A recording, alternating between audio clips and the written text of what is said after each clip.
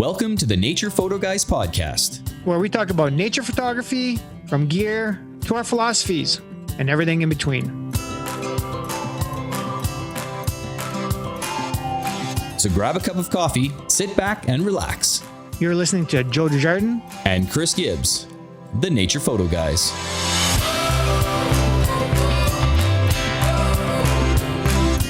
Hey guys, welcome back to another episode of the Nature Photo Guys podcast. We are very excited to welcome our next guest. He is an award-winning mountain landscape and adventure photographer based in Banff, Alberta, Canada, whose images has been featured on countless book covers and many highly regarded publications.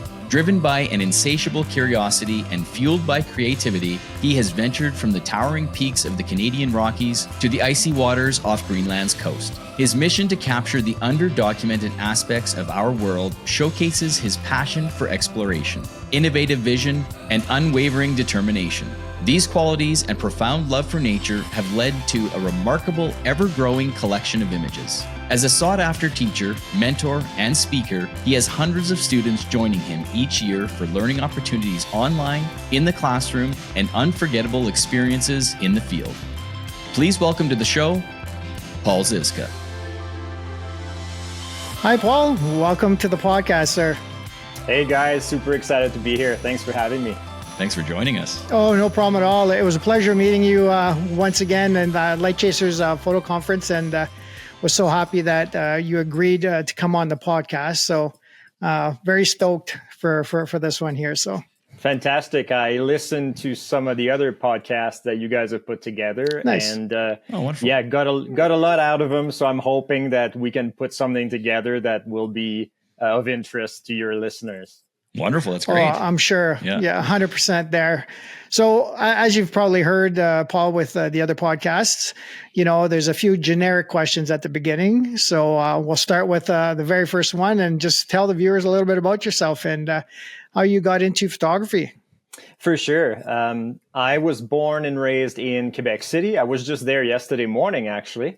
And nice. Oh, wow. Yeah. It was nice to go back home for a bit. And I'm now a Banff-based photographer, so I'm based out of the heart of the Canadian Rockies. It's a paradise for the type of work that I do. As you guys know, you've spent some time up in this area.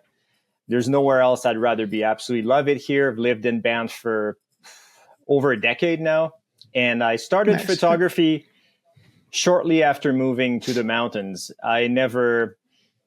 I wasn't sort of this 6-year-old carrying a camera around, wanting to be a photographer from a very young age. That was not me at all. My parents, I think, probably have taken under 100 photos between the two of them over the course of their lifetimes. So that didn't come from that desire didn't come from my parents either.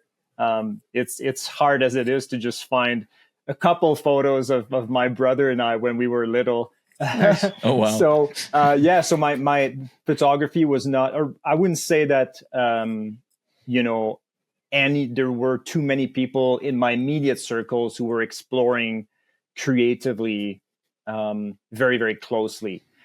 I fell in love with the mountains like many people do when they come here to just take a look.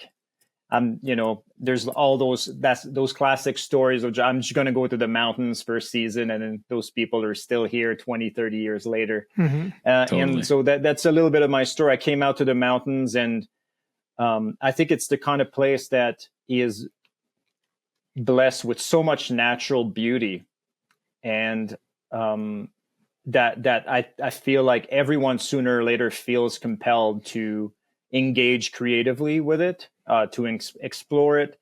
And different people will pick up different tools to explore the mountains creatively and put their twist on them. And just so happens I was drawn to the camera, but I know other folks who have gone down the route of painting or writing or shooting video. I gravitated towards still photography, and all I'd owned up to that point was probably like a 2 megapixel Olympus camera. that I took on a trip to Iceland in 2004, I think. And I came home with and Iceland is beautiful, as you probably know. I came home with, I think, 30, 40 images after, wow. in 44 days. And I actually found, found those photos the other day. But I think just through a huge amount of immersion in these mountains here, I just felt like it started off at just wanting to show friends and family back home, look at this place. It's really cool. Here's what we're up to. I went out camping. It was great. I couldn't have cared less about the composition, the light, any of that stuff. I just wanted to record our activities because I was fired up to just inform folks back home of what we were doing. And then I discovered that photography, of course, could be so much more than that. And it quickly became intoxicating. Just that idea that you can tell stories with the camera, that you can make people experience different emotions, even though they've never been anywhere close to that place, or even though they've never been anywhere close to a glacier, or they've never really felt cold because they live in a warm place, or they've never seen, a star-filled sky because they're urban, they're based out of an urban area. So being able to transport people and make them feel a certain way because of the choices I'm making behind the camera, that whole idea became really, really powerful to me. And I became just as a creative outlet, it also became very, very interesting to me.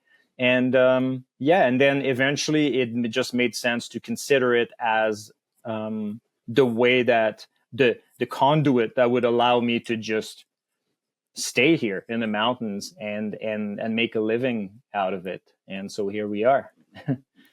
So no background in photography before you moved to the mountains. So what drew you out here? Was it just a summer trip? And like you said, you just fell in love with it and decided to move here, or was it a job opportunity? Or it was largely curiosity. I think I had come out.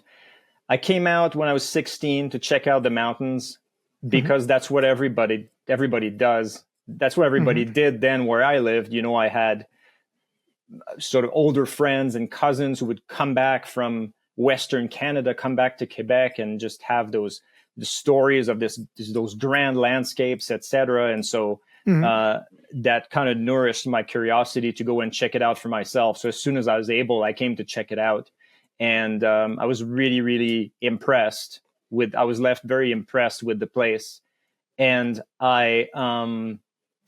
so curiosity is what first brought me here. And then I was on one of those sort of whirlwind trips. And so curiosity, I guess, is also what brought me back, just being curious about venturing a little bit further away from where everybody ends up at, and seeing what lies beyond the road and in the next valley over, etc. So I came back. When after I found summer employment at Bow Lake. I was looking for a place to spend the summers to, make money to pay for university. And the mountains immediately came to mind, those sort of not so distant memories from that short time there when I was 16. And I applied absolutely everywhere. And Bow Lake was the first place that sort of offered me a job. And so I went to Bow Lake and spent my first summer in the Rockies, and things just took off from there. That's where I fell in love with the outdoors in general. I hadn't really ever gone camping or hiking very much prior to that. And so I discovered the joys of the great outdoors. I ended up in presence of other people who had long been familiar with the joys of the great outdoors, and who sort of showed me the ropes and made me more comfortable in those kinds of more foreign environments. And so I went back to Bow Lake for several summers, a couple winters, and I just sort of explored a little further every time. And photography, I remember one day I ordered a Canon 5D, and that was my first ever sort of more serious camera. And I just I had a cabin on the shore of Bow Lake, at my Staffacom, and this box from, I think maybe B&H just showed up. On my, actually, only a couple of people had vehicles to go into Lake Louise once in a while, and so it would fall upon them to do the mail run. And so I didn't have a car. So they would just come back from Lake. They'd be the most popular people in the world when they get back to Bow Lake. It's about a 30-minute drive away. Yeah. And I just step out of my cabin. There's a box there, and that's the camera I've ordered. And I had a wide angle lens and a 5D in there, and that's sort of nice. And then I didn't have to answer your previous question. I never studied photography in a formal way. And I think that just comes down to how everybody learns differently. I know that for me to learn something, I just need to go out there and just make a mess out of the whole thing and make lots of mistakes and just repeat it over and over again. And so I kind of knew at that point that what I needed to do was to just really put in the time and go take a lot of bad photos and experiment. And that's kind of how I figured it out a little bit. Cool. Yeah, bit by bit. So was it your friends that you made at Bow Lake that made you progress into the adventure side of photography too? Because I believe you're also a climber and that sort of thing, right? So was it that initial interaction with those friends at Bow Lake? So they got you into climbing also, and you thought photography would, it's a good mix, obviously, when it comes to climbing in nature and the mountains. So is that where it all started too, like your adventure photography? Because I'd almost say, I would say it's probably at least I would say 50-50 mix of landscape photography and adventure photography, or maybe even a little bit more now of an adventure style photography with the landscape. Does that make sense? Yeah, totally. Yeah, those people were very generous with their time and knowledge and had a lot to do with it for sure. And part of it just happened, I think, because you end up at this isolated lodge without a vehicle, and nature is literally just outside your door, and there's nothing else to. You know what I mean? Like you don't. If you're into something else, then nature, well, too bad. Like that's the only option at your disposal. And so I went out, I went out in jeans and sneakers and cotton t-shirt. And I just went out on the trail and had some close calls. And, I didn't have the gear, I didn't have the knowledge or anything, but that's what was there. And so, and that whole world was blown right open to me. And I was just, I was really just captivated by what it could offer and how it impacted me it impacted my life in a way that I really, really liked. And it introduced me through it. I got introduced to a lot of other like-minded people. And so, but I think throughout, the thread throughout was everything was always a little bit driven by a bit of a childlike curiosity. I think that somehow I think I've done a pretty good job at holding on to over the years. And so, from just that first trip to the Rockies to coming back, and then to just, today I'm going to go a little further down this trail, or I'm going to leave the trail altogether or try to get up to this high point just to see what lies beyond, just out of curiosity, not even because, well, maybe that will afford me a better angle or a good photo. I just didn't really care about that. It all stemmed from curiosity originally. Nice. Very cool.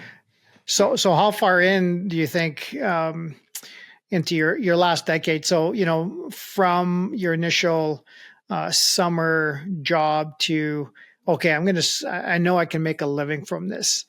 Out of the last 10 years, was it like year 2, year 3, like, you know what I mean? Because it sounds very much, like you said, more curiosity driven in the beginning, not so much about getting that epic photograph from this location or climbing here to get that was it just a natural progression again, or was it just kind of like one day you woke up it's like, I think I can make a living from this. My images are good. I'm getting great feedback, that sort of thing. So how many years in do you think it took you to get there? It was pretty quick for me, and I don't think I don't think it was, and because I've spoken about that to lots of other fellow photographers, and I feel like my trajectory my approach was a little bit different. My experience was a bit different. After I spent several summers in the mountains and I'd met my wife, we were both in love with the mountains, committed to just living in the Rockies full time, because up to that point, we just spent the summers. We went away for university, went back and forth. And once we finished school, we thought, okay, well, what do we have to do to live here? Because we absolutely we were much more about the location than our careers at that point. We're like, we want to be here. Sure. What do we need to do to make that happen? And then the next logical question was there something I can do that will just allow me to be outside as much as possible? And I considered the guiding stream as well as photography. And I mostly went towards guiding for the first couple years. But even as I was guiding, I was just, I was out with the camera even more than I was guiding. And photography just took over. And after moving to Banff, we felt like the lodge was a little bit isolated to be a full-time living space. So we thought, well, Banff made a lot of sense. It's very central. We love it there. It's not too far from the Calgary airport if you need to go anywhere. So it made a lot of sense. Sure. Yeah. And for us, it was the big smoke, like it had all the services after living at Bow Lake for several summers. So we went to Banff, and what I did is I thought, I'm going to just work outside, and then I'm going to drop everything else. So I'm going to just save up. So I saved up money by working in hospitality industry at the lodge at Bow Lake. And then I'm going to live and breathe guiding and photography for a year and see what happens. And and then a year later, I went full time into photography. A year and a half later, I just ditched the guiding altogether and I went into photography full time. So I want to say from the moment I moved to Banff until I went full time, probably like 16, 18 months, something like that. But mind you, I didn't have a lot of responsibilities at the time. It's not like I needed to generate a huge amount of income. We just needed to cover the rent in Banff. And what we did on our time off was just, laced up our boots and went hiking and climbing. And so we didn't have a lot of expenses. So it probably didn't amount to what most people would consider like a yearly income, but for us, it was just fine. And my wife went down the avenue of writing, and she's been writing full time since. So she's an author, and I'm a photographer. And everything kind of went from there, and we've managed to just stick it out in Banff until now, and still spend a lot of time outside. And we've got 2 little ones here, so I don't think we're going anywhere anytime soon. Yeah, it might have been a little bit tougher trying to support a family right off the bat, maybe going, from your daytime job to just quitting and going full time into photography. But that's a great way to do it for anybody out there that's looking to do it. I mean, especially when you have got, I shouldn't say little to no responsibilities, but like you said, just trying to, rent, pay your bills, some groceries. And I mean, it's not that expensive to get into the outdoors, especially if you're hiking and running and stuff. Yeah. And Joe, I think like in terms of like the approach to the transition from hobby to full time, I know so many people who've been on the fence for like years and years. And I'm starting to feel like they'll never make that leap, because they're hesitant to just depart from an established income and take the leap into the creative realm, right? And so I feel like in retrospect, I don't think I would change a thing. I think it was beneficial for me to just save up money so I didn't have to worry about generating income in other ways for a year. And every day I went out and took pictures, and then I came home and I thought, okay, who needs to see those photos? How can I generate income from this? It's very hard for someone who has a 9-to-5 job to compete with that approach, where they start putting their photos in front of the right people at 8, 10 p.m. at night, right? Like I got up in the morning and that was all my energy, all my focus was going towards that. And I think that definitely helped me make that leap, that sort of cut and dry approach, as opposed to like the long drawn out transition. I think you're right. I mean, for anybody young and, wanting to explore and get into there right away, give it a chance, go for it. You can always fall back on something else. Yeah. I mean, I did that as, I had a career in leadership for 20 something years and always wanted to jump to photo and video. And I was that guy going, oh, should I go? Okay. No, I come home after work. I do the exact same thing you just talked about. And then finally I found the right time and did make the leap, which I wish I would have made it so many years before and just gone for it. But you're right. When there's family and kids and all these other responsibilities you have, it is hard to make that jump and make that, where at the time, I think it sounded like it was a perfect scenario for you. Oh yeah. Yeah. I mean, right now would be a much more daunting prospect for sure. And, and you need someone who can just support you. You almost need someone who can support, partner who can support you financially, psychologically, who's just where there's no guilt trip whatsoever, someone who encourages you to go. And I know people who've made it work later in life for sure when they do have responsibilities, but I think it can make for a more stressful experience for sure. Agreed. Yeah, for sure. Well, that's great. Well, I mean, talking about living in Banff, I would assume that's kind of one of your favorite locations to shoot. And I'd really hate to ask you this question, but can you name a couple of your favorite places? Because I know you've traveled all over the world, but kind of curious there as far as, some of them. I mean, you've listed, well, I don't even know where to start. So can you give us an idea of maybe your top 3 or something like that? For sure. Are you just in like locally, Joe? Is that what you're thinking, or just anywhere? No, outside of Banff.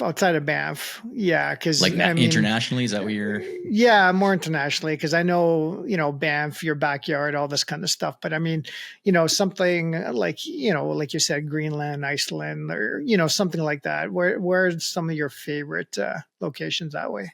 I would say, always say beyond the Rockies, it'd have to be Greenland. Greenland is just. Oh wow! Okay. I feel like it was designed for me specifically. It's got everything that I look for in the destination, photography or not. I mean, it's incredibly wild. It's easy to just really. It's really easy to connect with nature. Nature is just everywhere. It's low density of population. It's not hard to get away from the busy areas. Mm-hmm. It's got, in my mind, unparalleled natural beauty. It offers a lot of the subjects that get me the most fired up as a photographer, such as, beautiful night skies, the aurora, tons of ice, big wide open spaces, beautiful mountains. And it's a place that is, it's massive. I mean, I feel like I've been to Greenland. I've been fortunate to go to Greenland many times now.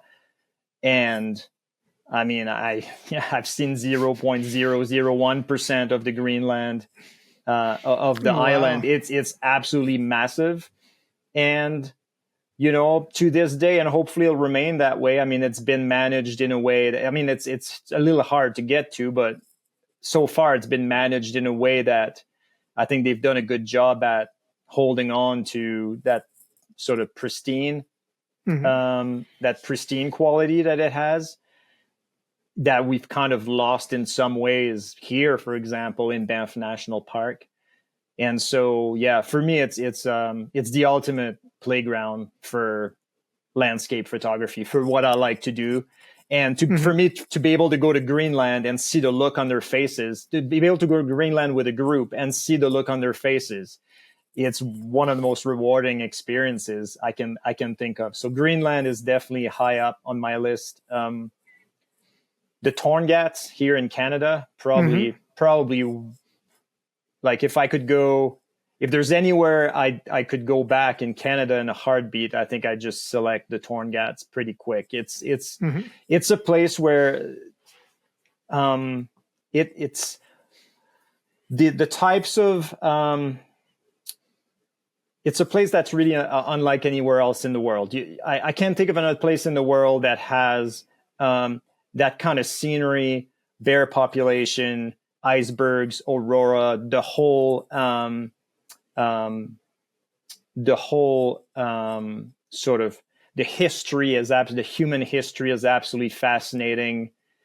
It's a place that I couldn't believe was up in Eastern Canada. You know, I was like, holy smokes, I never knew we had places this rugged and wild in, you know, Quebec/Labrador. So yeah, the Torngats are, I can't understate how amazing that place is. And yeah, so in Canada, I would say the Torngats. And another place that comes to mind would be probably South Georgia. For sure. Antarctica as well, but South Georgia, you know, I think will turn anybody into a wildlife photographer. And just the sheer number of animals there is absolutely mind-blowing. And the thing with South Georgia is it gets like a bit of an unfair reputation in the sense that it's being deemed, you know, the Galapagos of the South, and the wildlife is being very much celebrated. But if you were to strip every single penguin and seal and other bird out of that island, it would still be one of the most amazing landscape photography destinations in the world. Like the landscape alone is just next level. Skylines that just, you know, look like they're AI generated. Ice everywhere, just so rugged, and just the sense of isolation in the middle of the South Atlantic there, or the Antarctic waters. I mean, it's for me, it's got that kind of fairy tale quality that I look for in the places that I go to. It's absolutely phenomenal. Well, I'm sold on all three. Yeah, no Holy jeez. I thought Iceland was going to be in one of those, but I guess not. I hear so much about Iceland, but yeah, geez. Iceland is, you know, Iceland, just such an incredible place. And that was one of my first big wilderness experiences was there in Iceland. And it really it was still one of the best trips of my life. Partly because it was a trip without the camera. I wasn't into photography then. So you guys can relate, I'm sure. I didn't have that that third brain hemisphere turned on all the time where I'm like, is there a photo here? What's the light doing? You know, what's it? So you can't turn that off. Once you've developed it, it's always on in the background. And I didn't have that kind of affecting my experience for better or worse. So I was like I said, I went out there and took, I think, 30 photos in 44 days. Kind of felt like, well, I should probably take a photo to show mom and dad what it looks like. You know, it's been a couple of days. But yes, I mean, Iceland is just absolutely incredible. And it's kind of reminds me, you know, people say, oh, Iceland is busy. Iceland. It kind of reminds me of this place here in Banff National Park, right? A huge amount of beauty. And yeah, like 1% of the whole place is just bursting at the seams, like it's full of people where it should sort of really just impacts the experience in a negative way. But if you're willing to just put in a bit of work and you're willing to just stay away from the icons. I mean, everybody in Iceland does the same thing as here in Banff National Park. 99% of the people go to the same 0.1% of the national park, right? And when you venture away from that, you can still go for a walk here in Banff Park for 10 days without seeing another soul. And you can do that in Iceland too. So I think, I mean, a visit to Iceland is just always a treat. And it's the kind of place that has so much to offer beyond the well-documented, iconic locations that I think it'll always be a highlight for any landscape photographer, no matter how many times you visited or where you're at in your journey. Oh, wow. Good to know. Now I want to go to Greenland. But I would take Greenland over Iceland in a heartbeat for sure. Yeah. Okay, good to know. Yeah. Write that good down. to know for sure.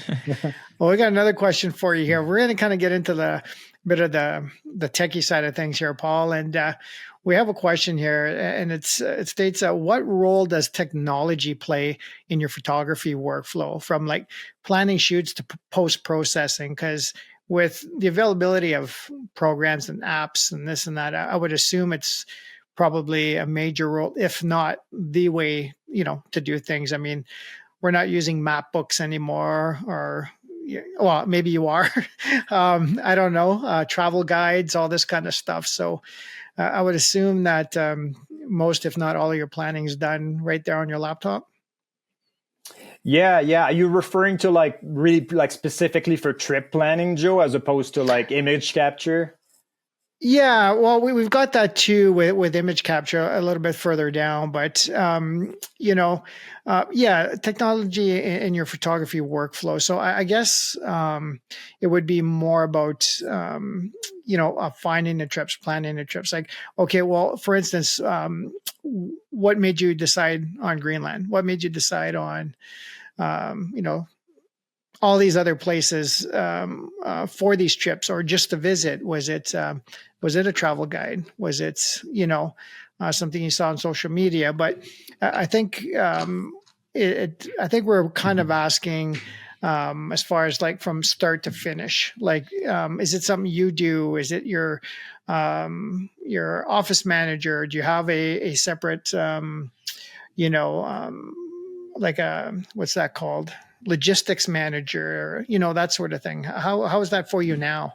Yeah, in terms of determining locations, whether it's for a personal trip or or trying to develop a new event in a new part of the world, or even a family trip, a lot of it comes down to curiosity. I think, again, I have a big passion for the obscure. I like to go places that I know very little about, or that I know not many people have interest in going to. So, yeah, Greenland's a good example.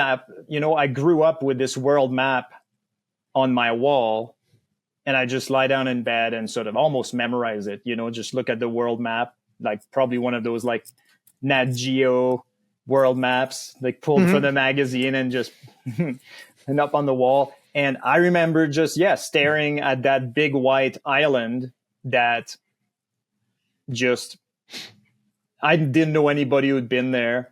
And that was before social media, of course. But even with social media, I mean, not too long ago, you'd barely ever see an image from Greenland. And part of me wanting to check it out was just, what is that big question mark? I want to go see it for myself. I want to go investigate, and I'm going to go and just see. And then with the camera, I think just kind of there's also the joy of like, well, maybe I can go there and just bring it to the world then a little bit, in the sense that, like, now that sounds really pretentious, but like, I just mean everybody knows about Greenland, but just maybe I can just see if I can just, not everybody will have the opportunity to go to a place like Greenland that's remote and not cheap to get to, and that requires, sometimes a little bit of mobility to get to, for example. So I find it's really rewarding to be able to just capture images in those locations and just offer them to the world and just say, this is what that island looks like. If you've been looking at the map and you're sort of been wondering what's going on there, well, here's what I found, and I love just being at the other end of the equation and looking at what other people have created in parts of the world that I knew nothing about. And so I think curiosity is a big part of it for me. I feel like even if I'm given the opportunity to look at a lot of imagery from a destination, typically I'll try to hold back quite a bit. So I try to limit the amount of research that I do, because I think it's out of a desire to just preserve, like, keep that, there's something that I want to keep intact in there, like maybe the surprise element, sometimes you go to a place and you've seen it so much on Instagram, you feel like, maybe I've been here before, or, you feel like you feel like you've been there because you've seen so many photos. And I feel like Yeah, I mean, it's part of it. Maybe for some people, it might add to the experience where it's like it builds anticipation. And, oh my gosh, finally, I'm here for myself. I'm looking at Moraine Lake for myself after seeing all those images. It does exist. It's right here in front of me. That's amazing. But for me, I would argue it probably just maybe it mutes the experience a little bit. So I try to limit the amount of research that I do. Now, if I'm putting together a trip where I intend to go back with a group of photographers, then I need to make sure that, of course, logistically, it's going to work out safety wise. Is it going to be a place that excites people from a photography standpoint? So when I look at destinations, I try to find places that typically offer a lot of remoteness, that are a little bit fly under the radar a little bit, and that are just offer some sort of logistical challenge, but not too much that it becomes like a huge, that it becomes a nightmare potentially. So trying to align all those factors into one location. And a lot of it starts with curiosity and just looking at maps. I spend a lot of time looking at maps. Well, it sounds also that when you get to these locations, sure, it's always good to get that iconic shot, but it sounds to me like you probably work fairly hard to get these other images that a lot of people have not seen. Something different. Something different, 100%. So I think that curiosity of yours would drive you towards that also. Yeah, and I think sometimes those places don't even have iconic images to replicate, even if you wanted to. And I think that's part of the draw towards those places that have yet to see a huge amount of visitation. But yeah, typically my approach to the iconic locations will be, and that's what I'll tell people at events too. And I'm curious to, I wonder if you guys share the same approach too, but usually I'll just tell people, by all means, shoot the iconic shot, the iconic composition that you've seen a billion times. I mean, there's a reason that people shoot it. Aesthetically, it's an amazing scene. Why would you not shoot the wide shot at Moraine Lake if you don't like how it looks on the back of your camera? By all means, shoot it.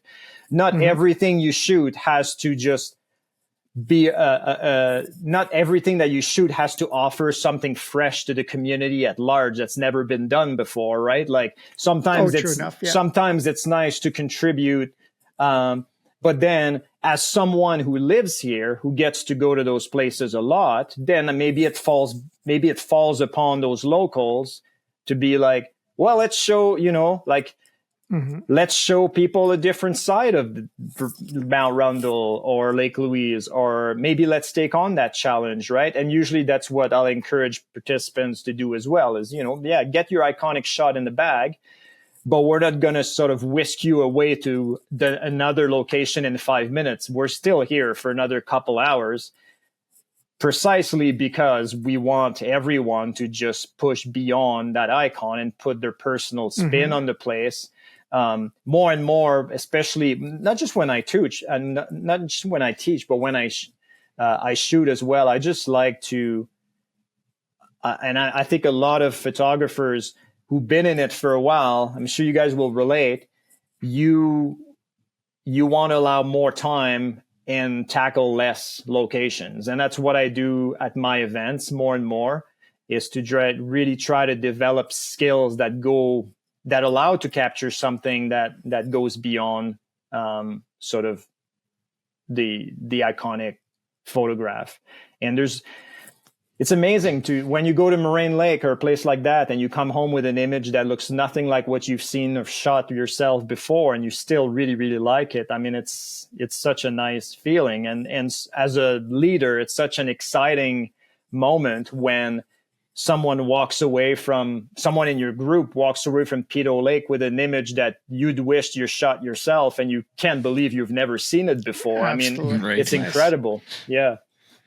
Oh, I totally get that feeling. And yeah, you're right. I mean, we run primarily wildlife workshops, and we're always saying too, sure, get that iconic head and shoulder shot of that elk, or the one of the elk bugling, and then moving forward, we try and teach them, well, we've got a buffer, we got some room to move here, so let's try some front lighting, let's try some side lighting, let's try some back, some rim lighting, let's go to a 24 mil as opposed to a 500. Let's getting them to work, because I find, like, when people think of wildlife photography, it's primarily, that iconic head and shoulder shot you see on the front of magazines and stuff. And it's just getting them to see a little different. And, especially with wildlife photography, it's right now it's, you try to teach or push, behavior, right? Capturing behavior, that sort of thing. So yeah, absolutely, Paul. It's very, very similar. There's, a million billions of photos of elk, but trying to create something a little different in the type of photography we do, and trying to get people to open their eyes to that. That's the best part of it, coming away with an image that, actually, like you said, we've never seen or wish we would have gotten, but at the same time, something that they never would have maybe thought of either, just by, just a few suggestions, or getting them to understand the light a little bit, as opposed to, just taking a picture, but creating a photo, right? So, well, even us, we've been, photographing Rundle and Vermilion, and, the sun's not, the light's not, expecting what we're hoping to see. It's not there. We turn to the left and there's this beautiful alpenglow on the mountain to the left, Joe? And it's like we tell everybody, you may be here to photograph this, but keep your eyes open and look around, because there's other things that may not be, other things that we were running our workshop in Waterton,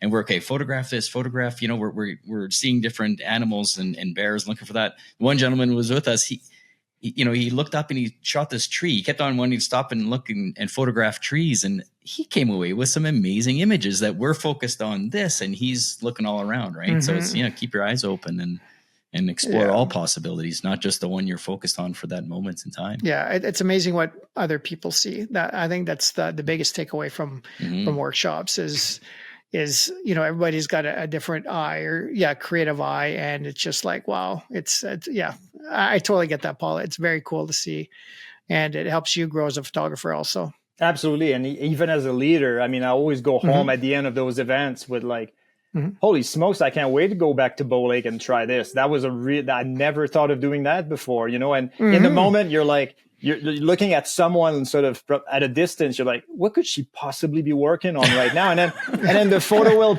pop up in a critique, and it'll pop up in a critique or something, and it'll be brilliant, very different, fresh take on the place. And I find that I think participants often don't realize how much as leaders we gain out of those events from just like in terms of the ability to see opportunities. Sure. Yeah. Win-win for sure. Oh, for sure.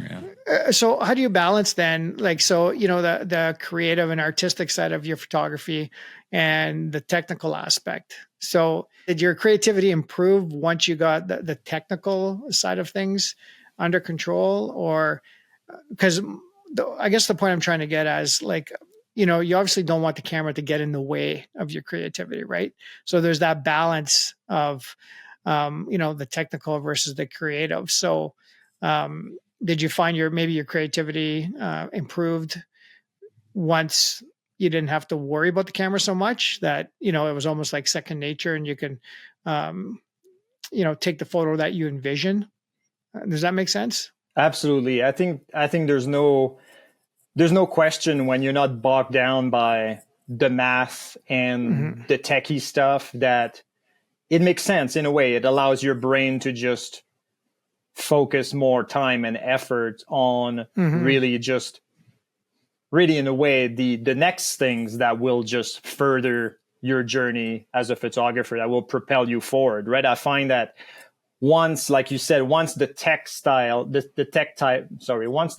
stuff becomes second nature for people, they tend, and I saw it in my own trajectory, you kind of hit a plateau where you're like, it becomes easy you sort of juggle the different settings and this and that and lenses without really thinking too much about it. but you go through a period of time where I feel like I'm just recreating the same thing over and over again. I feel like I'm not evolving as a photographer. And I think, but I think at the same time, you do need to have all that second nature in order to really focus your attention on the parts of photography that are harder to teach and harder to learn. Like we were talking about, the ability to see and all that. I mean, you can't, that's not math, you can't just say, well, here, let me teach you the ability to see. You take this number and that number, and then if you move this one, like that, it just doesn't work that way. And so I think, and when you start in photography, if you're trying to learn how to see, you're trying to work with intention at the same time as you're trying to learn what shutter speed does, what filters do, etc. I mean, it's pretty overwhelming. So usually I find it really, really helps, like you said, to make the techie, the math stuff more second nature before you can tackle on the less tangible elements of the photography. Of the process of learning photography, for sure. And I think the more you shoot, the more you realize that, I find, for me anyways, the more I shoot, the more I realize that what I want out of the gear is to just not, like you said, not get in the way of the other stuff. I want it to be just so intuitive and seamless and easy to work with that it's just an extension of what I already do. It's not like, gosh, I've got to do that other thing. It doesn't feel like another step in the workflow. And so that way I can really focus on the things that I feel make the work better, for sure. So do you find, obviously you're a Canon shooter, all right? I guess we should mention that. Do you find, as you try out new cameras, do you find it's kind of a one step back, two step forward based on the technology that they're providing these days? Got to step back a little bit, try to figure out the camera again, but then you're fine, or is it pretty seamless for you? I can't speak for the other systems, but I've like I said, I've worked with an iteration of the 5D system since I started. Like I've never actually used really any other camera. I start with a 5D Mark II, 3, 4. I went through the iterations and then I moved to R5, which frankly I felt was very seamless transition coming from the 5D Mark IV to the R5. And and I feel like Canon, and I'm just, that's not just the ambassador in me talking, but I feel like they've done a good job at making it seamless to move from one to the other. It doesn't feel like, gosh, I need to just put my process on hold, take 2 weeks off to figure out how this thing works, right? Like, I feel like if you have a good handle on the previous camera and you've spent some time getting to know each other, it's not a massive step in terms of time and effort to be really acquainted with the next iteration in a way that it's going to just keep you shooting without getting in the way of what you're trying to do. Agreed. They've definitely done a great job. I mean, Joe and I both use Canon R5s, R6s, and I'm using an R5C as well, which is the hybrid R5 and cinema photo system or whatever. And I think they've done a great job as well. They've added new features. Sometimes you got to figure out exactly where they live now. But other than that, it seems quite, obviously they've given us some tools like animal eye detect and all that sometimes feel like cheating a little bit. But they definitely seem to be smooth transition from my side as well. So. Yeah, for sure. And I appreciate that it's something that's been kept in mind where,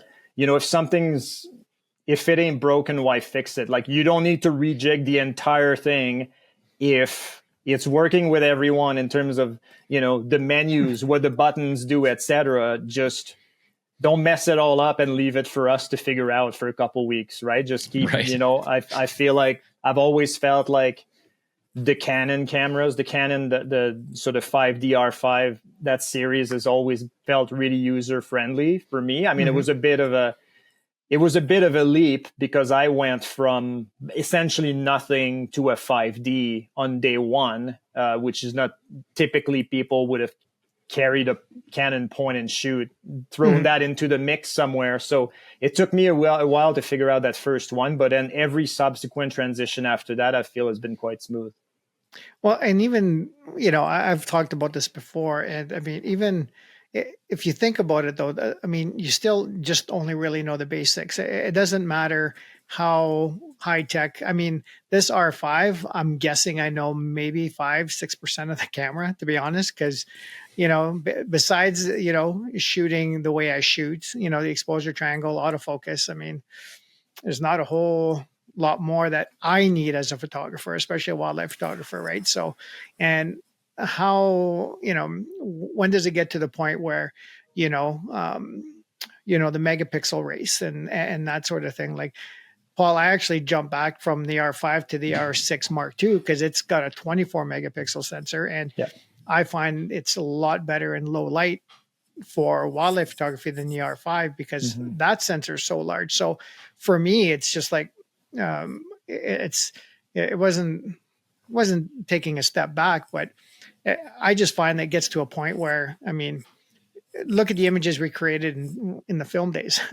They were really basic cameras, and it's obviously making it a lot easier to capture a lot of these images, especially like what Chris said, like animal eye detect and tracking and all this stuff for wildlife photography. But in the end, I mean, any camera off the shelf today is going to garner you some amazing photos, with some proper, like learning techniques, and that sort of thing, right? So.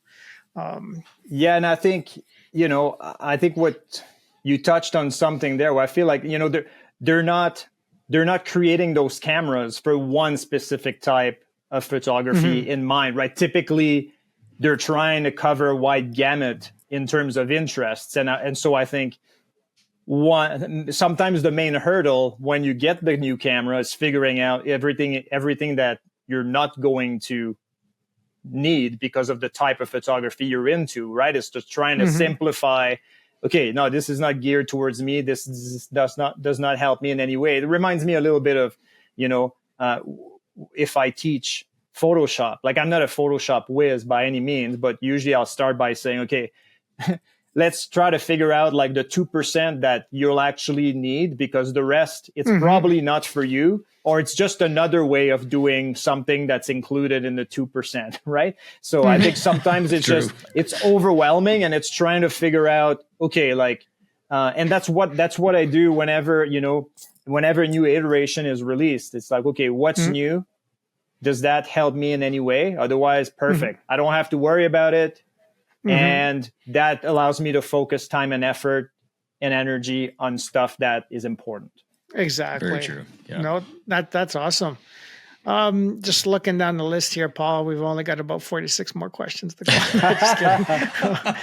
Wait, you know what? It took Chris and I some time to like cull some of these questions because we had a good little list there. We're like, well, Paul doesn't have the next 6 hours to go through these. No, I've got lots of time, and if hopefully I'm not too thorough with my answers, but you guys' questions are great. So thanks for that. Oh no, we appreciate that for sure. So, so as far as obviously your photos have to they tell a story, right? And the question we had was like, what role does storytelling play in your photography, particularly in capturing the essence of a place or a moment? Like, your images are some of the most creative ones I've seen out there, especially when you're adding the human element. So you're obviously, it's above and beyond your static, like you said, like a moraine lake shot and stuff like that. So I guess what you're doing is with every image, you're trying to tell a story. It's not just kind of, I mean, you do have those, an iconic, landscape image, I would say, but what I see, like primarily with you, it's telling a story of some sort of like some of the images you even showed at the light chasers, the climbers, on the side of the mountain in the dark with the night sky and this and that. Like, it's just everything seems to be telling a story. Is that right? Is that what you're trying to do with all your images, or? I wouldn't say necessarily all. I mean, I feel like, I suppose it depends on your definition of story. I feel like everybody else, I'll drive down the Icefields Parkway and I'll pull over for 20 seconds. I'll shoot it because it's just so darn beautiful. And that's the story, you know, that there's nothing, that's it. Yeah, sure enough. And I'll just say, you know, you don't have to read more into it than there is. I pulled over because the side light was just phenomenal. And I thought it's going to make it for a beautiful shot. And there's images though, that's kind of why I was like, at my light chaser stock, I was talking about the importance of working at both ends of the spectrum spontaneously, but also at the other end where you just put a lot of thinking and preparation into your images, because that leads to a totally different type of imagery that you're not going to come across just driving up and down the parkway, right? You have to dream up those images that have a surreal quality to them, and you have to just come up with all the ingredients and the recipe so that those images will come to life. And those images, I find, at least will be the ones that tell the stories that maybe are the least expected stories, you know, like a lot of people have seen a lot of images of good sidelight on distant mountains, right? And they can still appreciate them, you know.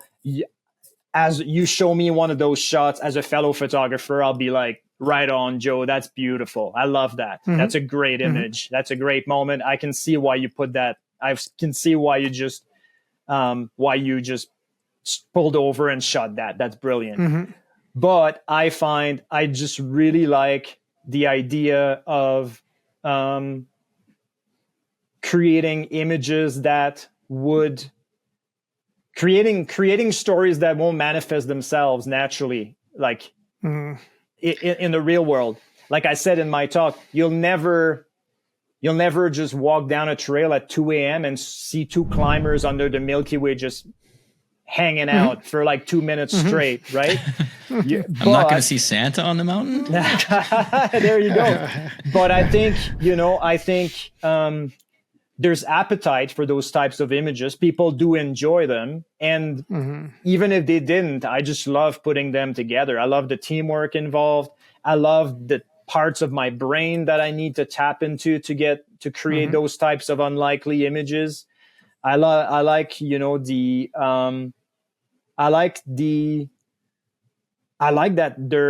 a lot has to align for those images to come to be, and they're hard to create.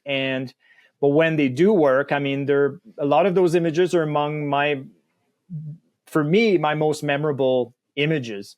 And I sometimes, because I think that's partly because people will scroll past a few of my standard mountain images, and then they'll be like, "Wait, what? What's happening here?" You know? And then like it's kind of fun to just throw the audience for a loop a little bit and I put images out there that are going to maybe be interpreted in different ways by different people. Some people, if they're part of the climbing realm, they'd be like, "Oh my gosh, I gotta go out there and climb under the Milky Way. That looks incredible." Most people might look at it and be like, "Holy smokes, that's the last place I'd want to be. I'm happy to look at it from here, but I don't want to be dangling off a rope in the middle of the night in the mountains." And so, I really like that idea of just messing with people's minds a little bit. And as a nice byproduct, I find that it helps me evolve as a photographer. It keeps me it keeps me engaged, excited about photography in a way that, I feel like after a month of driving up and down the parkway, shooting side-lit peaks, just for me, I'm not saying don't do it. Just for me, I feel like it would take the excitement out of it maybe after a while. So I like to do both. I love the more, I'm not saying that in a name, but the more traditional landscape image. I love going to Bow Lake and shooting a 15 millimeter shot in good light where you have a foreground leading into the background. I love creating those images still, even though I have a lot of those. And I love looking at them when other people create them. But then after, if I go a week or two of creating that type of imagery, just personally, I'll probably feel pulled towards, let me see what so-and-so's doing tonight. Maybe they feel like coming out and just paddling a canoe at that certain location, and we'll see if we can put something strange together, you know? That's awesome. Oh yeah. Santa in the canoe. You know, we got hockey players. The hockey ones are awesome. Yeah, those are awesome. Yeah. I love the Canadiana stuff. Yeah, and the figure skaters, and so much good stuff there, Paul. Thank you. For sure. So there's almost multiple stories to these images. The stories that we see in the image, the story that you experienced the day when you look at these images, and almost the climber or whoever's with you, their side of the story as well, right? Just everybody has a different experience from looking at these images, I suppose, too. They must enjoy it as well. For sure. I mean, you need people who are in it not for the image, but just for the process, right? You need people, you need to work with people who are truly, totally happy just being on a vertical rock face at 2 a.m. And it's not like, you're not, you need people you really need to find people who feel like any night out there is a good night, regardless of whether or not we get the image. We may be uncomfortable at times, you know, it may work out, it may not. I think just surrounding yourself with the right crew is so important. And because there's a lot of those images that we tried and didn't work out. And if I see those people out on the street, we reminisce back to that night. We still had a good night. Remember when we we tried this and it was just a total circus and it didn't work out. And, we'll have to try it again someday, you know, but you know, that was a good night, you know, it's still, it can still be memorable without the image, I guess is what I'm trying to say. But there's also, the story of some of those images, everything, not many, but sometimes it goes kind of as planned. But some of those images, there's a lot of troubleshooting that goes into them that sadly people only see the resulting collection of pixels, right?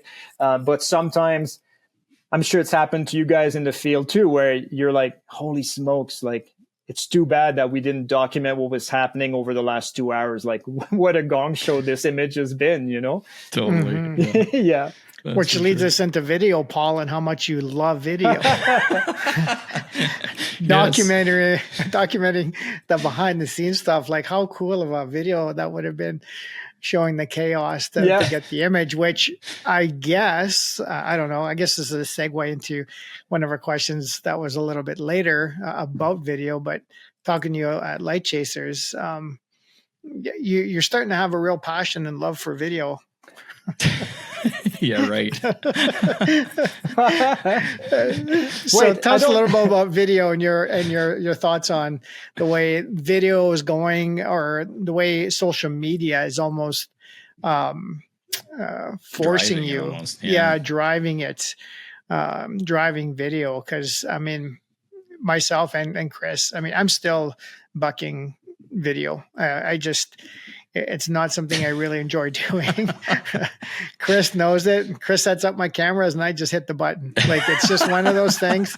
And Chris has been involved in video for 27 years? Or I don't know. He's been involved with it. 30 plus on the technical side, shooting years. only for like 5 years kind of thing. But but you've got some great video, Joe. So don't sell yourself short. But it's one of those things though, as a photographer, you know, you're almost being forced into it. And do you think you're going to have to expand into that, Paul, like to continue, I don't know, I guess I was going to say your journey in photography, but I guess your journey into, you know, workshops and showing the behind the scenes to get people interested in you know, learning and joining and that sort of thing? Or do you think just the imagery itself and you know, the positive feedback from participants, you know, is that going to be enough? Or what are your thoughts like moving forward with that?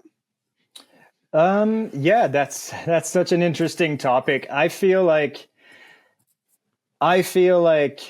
we're already in the clear, in the sense that I feel like we've shown over the first barrage has sort of come through, right? With like, you know, I remember when like 10 years ago, every single article on all the photo websites was like, if you don't do video, you're going to be left behind and your career is going to be over. Well, we never really gave into that, and we're still here and we're doing well. And so I feel like, that's why I'm saying, I feel like we'll be all right. Like, we don't need to, and, you know, I think that's there's so many demands on photographers and videographers nowadays that eventually, and I think the beauty of it is, like, I think when you start your career and you have perhaps a bit more time, you're able to say yes to everything and you want to do it all and everything interests you, and, or you're still figuring out what you like.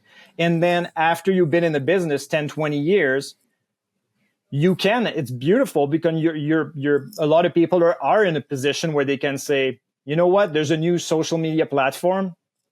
Have fun with that. I just don't care. I just don't. Yeah.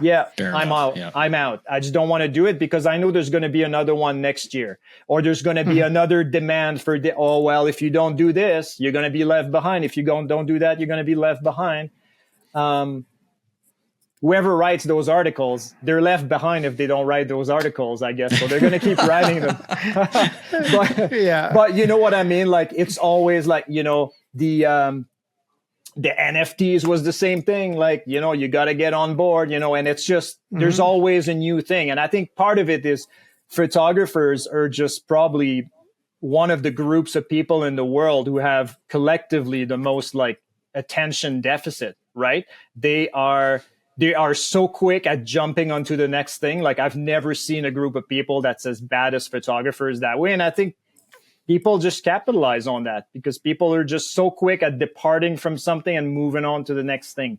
So in terms of video, it's not necessarily that I don't like doing video. It's just that I find that stills for me are all consuming. I find that when I'm done creating, I look at the time I put into imagery, and there's really nothing left for creating videos, certainly not at the level that I would be happy with. And there's also the issue that a lot of imagery, a lot of photography, whether stills or a lot of stills or video, have capitalized on a short window of opportunity, where for me it's torture to have a beautiful moment of light and have to choose between one or the other. And so I'll always just go, given the choice, I'll always go towards the still. But then sometimes maybe you'll have time to build a little video around it, but sometimes you'll just have to accept that you'll miss out on one or the other. And I admire people who somehow once in a while manage to get both a good video and a good image out of a situation in the field. But I feel like, especially where I live here, it's so dynamic. There's not a lot of time to just get an image that will stand the test of time and video that you absolutely treasure as well. I feel like if you're going to jeopardize the image if you have video in the back of your mind the whole time. And I've seen it in my own work. That's how I shouldn't say that's true for everyone, but for me, I need to compartmentalize, and I need to be just fully dedicated to stills. Otherwise, both things will suffer and I get nothing out of it. So when I do video now, I just get someone else to do it. And partly it's not just they enjoy it more, but they are much more likely to just come up and to meet the standards that I feel match what I'm hoping to create with stills, if that makes sense, right? To put stills out there that you're really proud of, and then a video that you're like,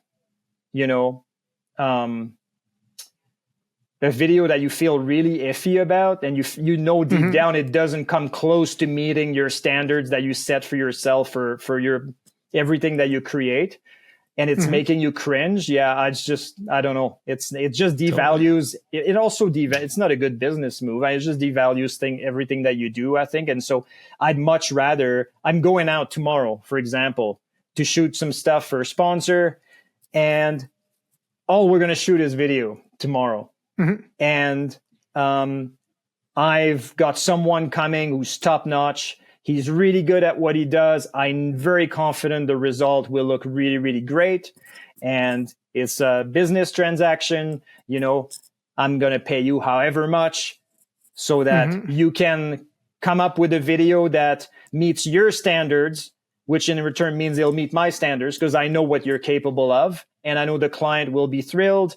And then tomorrow I just have to, tomorrow I can just focus on being, on the other side of the camera. I don't have to like juggle all that. And I think we'll get much better results that way. So if like whenever the rare times that we do video now, really try to just put it in the hands of someone who absolutely loves it, who's really capable.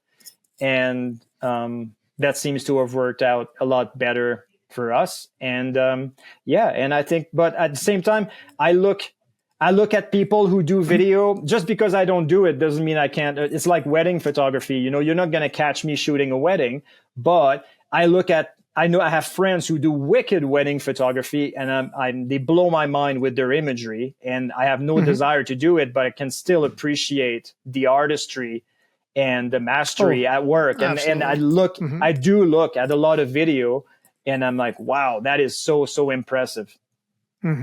But I think you're right. I mean, you focus on what you're passionate about, what you're an expertise, your expertise lives there. Just even that's a good business management scenario. Bring in the people that are experts in their area when you need them, whether it's an accountant or a videographer or whatever, right? A lot of business people should be doing that same thing rather than trying to do everything on their own.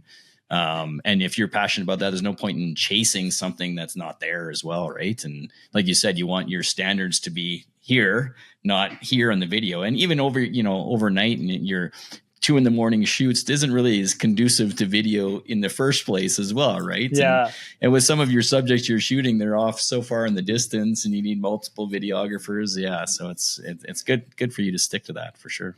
Yeah, but I'm just so glad that lots of the emergence of video has been so great for a lot of creators. A lot of them are friends, and they're loving what they do, and they're really just jumping. Some of them just ditched stills altogether, and they're 100% into video, and they're loving it. And good for them. That's great. There's plenty to go around, and there's still a need for both. So that's fantastic. Well, and I think you said it before. I mean, it's hard to do both. You had to pick one. And, Joe and I can both attest to that for sure. I mean, I can for sure. I mean, I was carrying 2 cameras. Here's my photo camera. Here's my video. I'm going to shoot some photos, shoot some videos. And it just got too overwhelming. You're carrying all this gear and it's just useless. So you'd either just, for that day alone, you just focus on that. If you want to do both photo and video, it's really just focus on one or the other for this time frame. And then switch. It's too hard, especially as you get older. It's a little more difficult. Well, it's nice having these hybrid cameras because this R5, I mean, being in, the capability of shooting 4K, 8K, and still getting 45 megapixel photos. Setting the camera up so it's just a matter of a click of a button, and you're recording 4K has really helped. But it's one of those things, Paul, where are you missing the decisive moment in the photograph or in the video? And is the photo more important or is the video more important? Are you selling the image or to stock, or are you selling the video to stock? I have a friend of mine too, Eric, that's always says, he's a photographer through and through. And he had said, like, you can't hang a video. So he's primarily stills, right? So it's one of those things, but it's just made it so much harder for us these last 5 years or so trying to decide, because I'm actually enjoying, as much as I hate video, I'm actually enjoying capturing the natural behavior of these animals on video. It's super cool to see after the fact. It's like, oh, wow, look at this, whether it's just for me or whoever, but it's certainly an amazing experience. But at the same time, in the back of my mind, I'm like, oh man, I wish I would have got that photo. Oh man, I wish I would have got that. It's so I think maybe and I could be wrong, but maybe as wildlife photographers, I think it's a little harder in the sense that I find with wildlife photography, you're trying to capture that decisive moment. You're trying to capture that certain behavior. And how do you do it? Right? We're just not quite there yet, being able to take that still from video, right, and being able to, print a 20 by 30 inch image for the wall. Mm-hmm. So until it gets to that point, if if it can go that way, it's going to be tough for the wildlife guys for sure. For sure. Yeah. It's the struggle is real, as they put it. Yeah. Well, I got a question for you, Paul. We, we've talked about, you have some climbers and different people on paddle boards and all that in your images. Now you're in a lot of your images as well, more of the self-portrait scenario.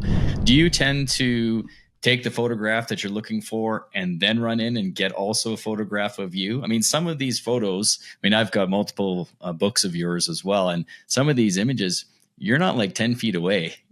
You're like 100 meters away in some of these. And it's obviously taking you some time to get to these locations. And it's obviously just you doing it, right? Yeah. It often starts the way that you mentioned, Chris, where I'll have a landscape photo that I'm 100% happy with, or that I'm quite content with. And it's just part of my workflow, has been for a while, to just consider the addition of the human element. So before I pull the plug on a frame, usually I'll just make a point of asking myself, is there anywhere I can go in there that would maybe create something that's a little bit different, maybe a little bit more interesting, or that would just tell a different story altogether? Maybe just, especially in the mountains here, that would just give an image of sense of vulnerability or a better sense of scale, etc.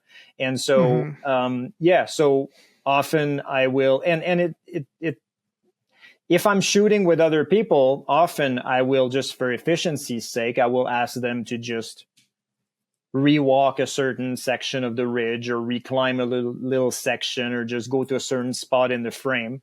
But it just turns out that I'm often shooting alone, and so I don't have the luxury of just asking someone else to go in the shot.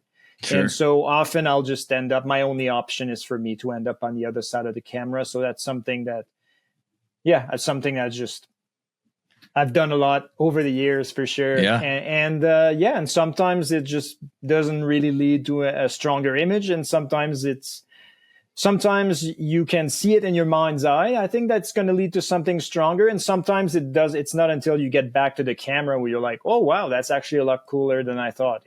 I'm glad I took the time to do that. So yeah, lots of self-portraits in those books, for sure. For sure. Yeah. Well, even some of the images, I don't know how you do it, but man, you're in the exact perfect position. I don't know if you shuffle one, shuffle another, and then look at it, but man, they're just perfect placement in some of these images. That's just unbelievable. But I do have to say the hockey ones are by far my favorite. Growing up, obviously in Canada, pond hockey, skating on the rink, on the ice, it just brings back tons of memories, and those images are awesome. So.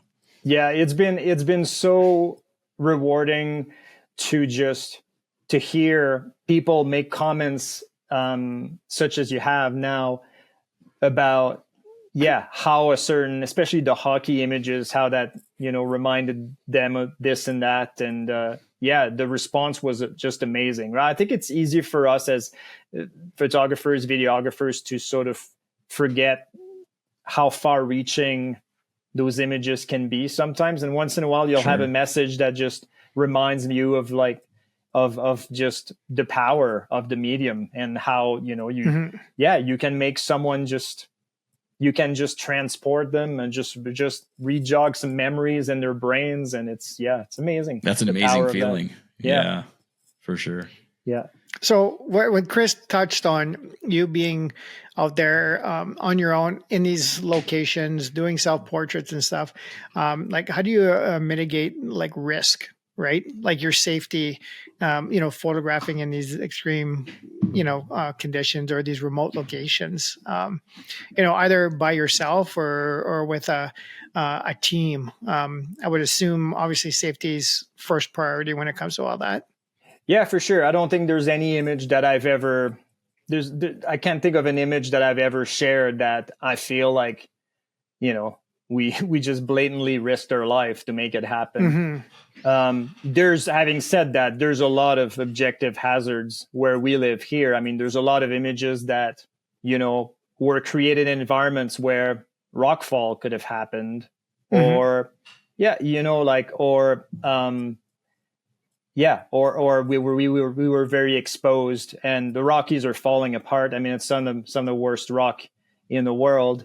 there's all sorts of hazards out there, and just being in that vertical world, in those environments, means that you're accepting a certain level of risk for sure. And here you have people who live here who have you see the whole wide range of risk acceptance. You see people who do stuff at the cutting edge, and you see people who are a lot more conservative. I feel like, and I think I've spent a lot of time in that kind of terrain now. So I feel like overall I'm pretty conservative, but if I show photos to like my mom, she'll be like, she's not on Facebook, but thankfully, but she'll probably it'll make her feel uneasy. Right. But also I think a lot of people, especially in the world of mountaineering and climbing, a lot of people are just,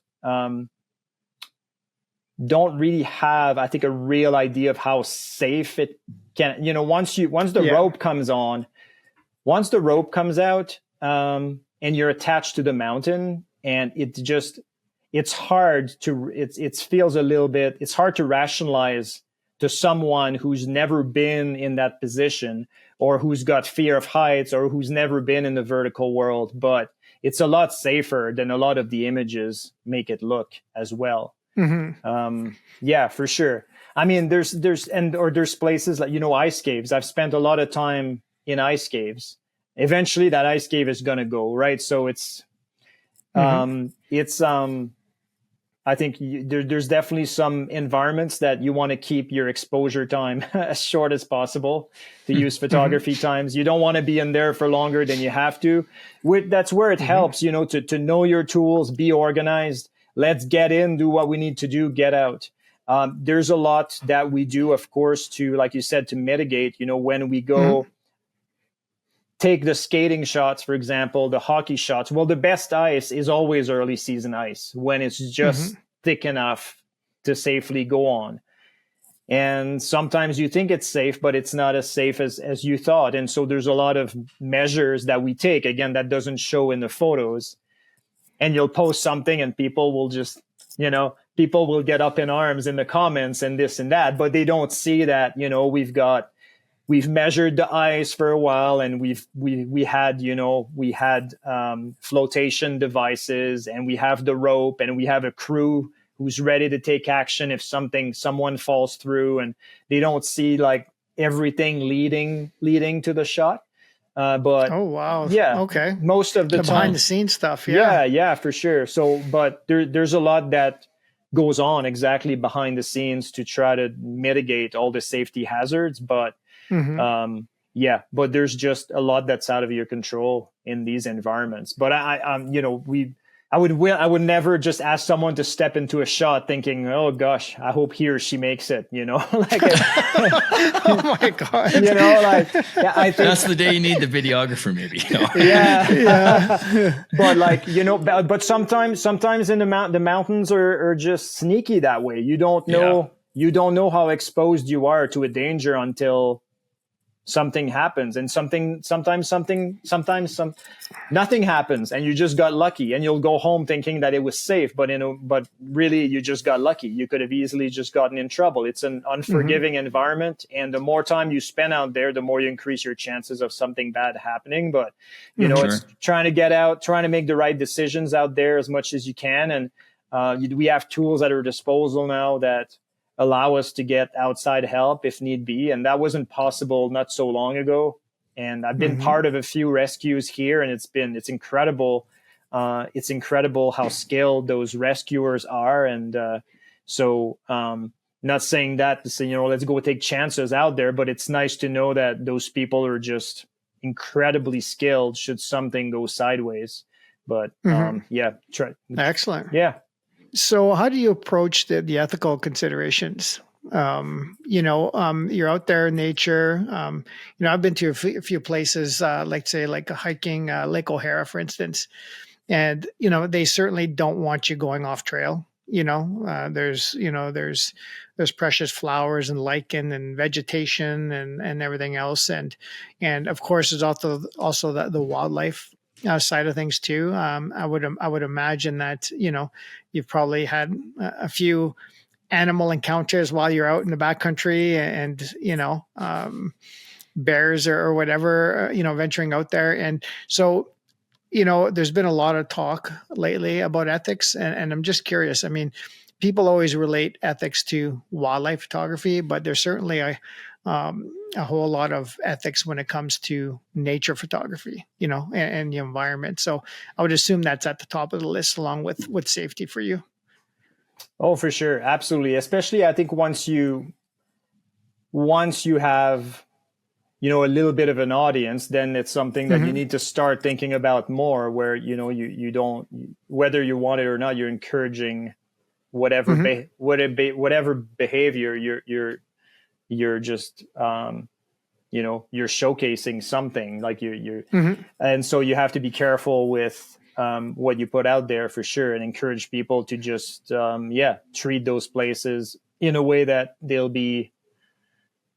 they'll remain available for others to enjoy for a long time. And so I think, and the same goes for, I think a lot of people have really ratcheted it back in terms of like disclosing locations and this and that.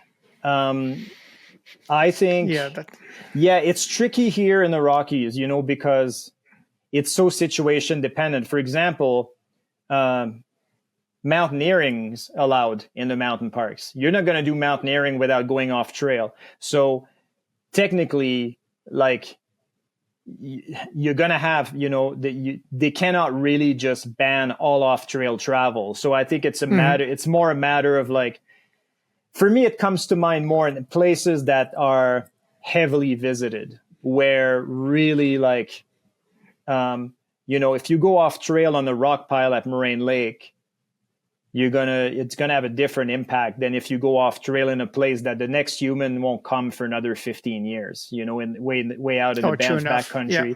So I think that's why I say it's a little bit situation, depends on the situation. I feel like, especially and the size of the group, I think I was just running a retreat by Bow Lake. And Bow Lake is, very, very sensitive environment. The lake shores already just suffered a lot from heavy visitation. And so, especially if we show up there with a group, it just takes, as you know, right, it takes 10, 15 people to just walk on the same previously pristine patch of moss or grass. And then the impact lasts for decades, right? It doesn't take long or generate what looks enough like a trail that the next crew will just go there, and then it just explodes from there, right? And so it just takes off from that point. So in terms of the ethics, it's tricky, because my work screams like, go out and have an adventure and be curious and go see what's around the corner. And if I took that away from my message, then I wouldn't have much that I'm left with. And so I think I have to move ahead with that, but with a caveat of really do everything that you can responsibly. If you are going to go off trail, just be mindful of anything sensitive you might step on. And if I'm going to a location that is fairly easily accessible, then I'll be very, very careful to not disclose where it is online. If it's a place that takes 3 days of backcountry travel to get to, I'm not too worried about it, because I know very few people would put in the time and effort to get there. But there's been so much damage done to easily accessible locations. And I mean, we're probably at the epicenter of that kind of issues. Those kinds of issues here in Banff National Park. So we've seen it a lot. And so, I think the photo community for sure has a responsibility to just minimize their impact and encourage that kind of behavior on workshops, online. And I'll be off trail tomorrow. I just, but it's arguably, at least it's the alpine environment. And, we're going to do our best to just stay off sensitive species. And, that's it. And I think that's probably a good compromise for people who like to spend time above tree line. Oh, that's awesome. Yeah, leave no trace, and Yeah, whatever you pack in, you pack out, right? totally. So it's what, and even more if you can. Yeah. Yeah. Well, we're getting close there, Paul. All good. I've got time. We're going to ask you. We're going to ask you about your inspiration.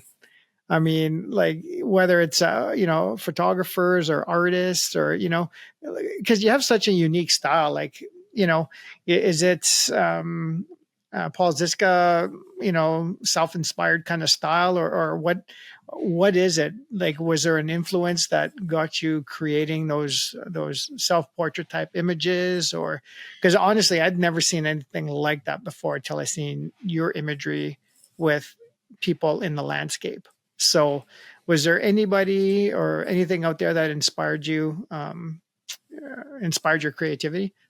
Absolutely, for sure. I think especially in this day and age, I think you have so many influences that it becomes almost impossible to tell which ones have impacted you the most, right? True like enough. Yeah. Because I feel like people who's I talk to, like, say, the old timers, and they're they started photography a few decades before I did, and they had like 3 books at their house, and those are their influences.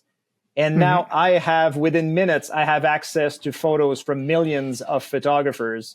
And I feel like I'm borrowing ingredients from all those different styles, all those different people, but there's so many sources and ingredients involved that the recipe just becomes it becomes so complex that it becomes hard for me, it's becoming harder and harder to say, this is the person who prompted me to do this, or this is the person prompted me to do that.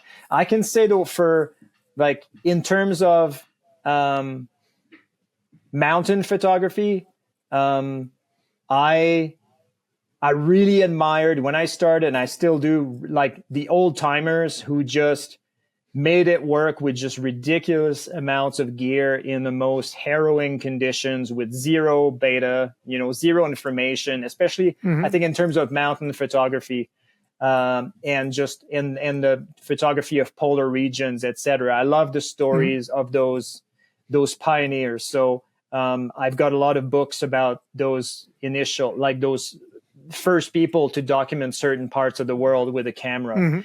So when it comes to like dedication and effort, and I think I draw a lot from those people for sure. When it comes to style, I spend a lot of time looking at photography for sure. And I spend a lot of time getting out with people whose work I admire. And that's something I would recommend to, all the photographers out there, regardless of where they're at in their photo journeys. When you get out with someone who just has a really good ability to see opportunities, and who has a different, who sees the world differently, and who shares your curiosity and your passion for just being out there for the sake of being out there. I'm very fortunate. I have a close circle.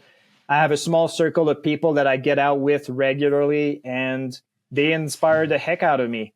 And they just, they'll come up with images that I'm like I said before, like we're talking about the workshop environment, they'll come up with images where I think, oh, why did I not think of that? I walked past the exact same thing. I've walked past that exact feature for like 10, 15 years.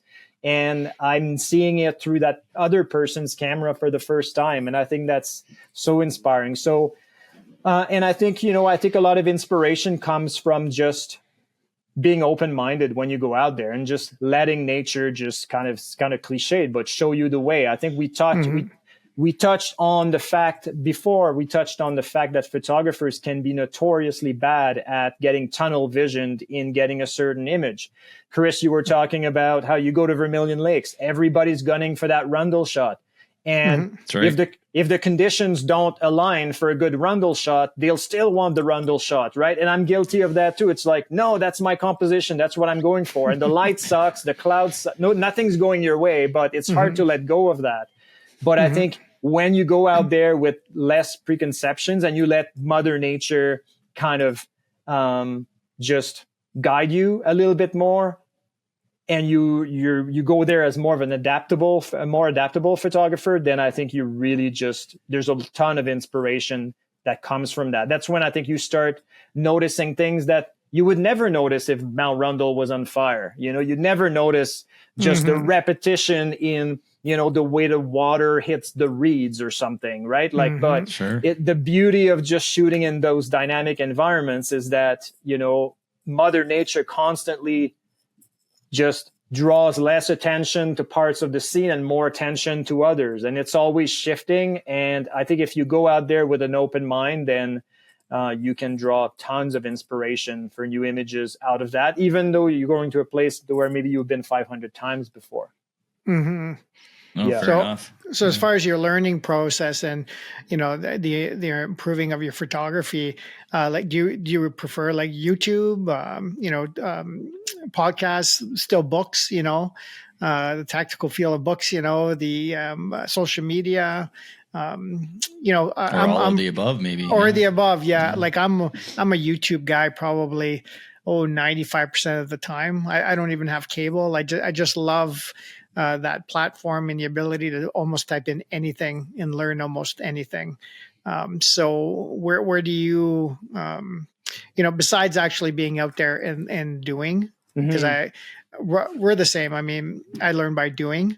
YouTube or some of these other platforms just give me an idea of the direction to go, and then you do, right? Yeah. So are you a big YouTube guy, or is it just photos on social media, and then from there you're kind of like, okay, see what I can do from that? Or yeah, I think if I'm sort of looking at how to accomplish a certain technique, or if there's a feature in the camera that I have no actual idea what it does, then I'll probably end up on YouTube for sure.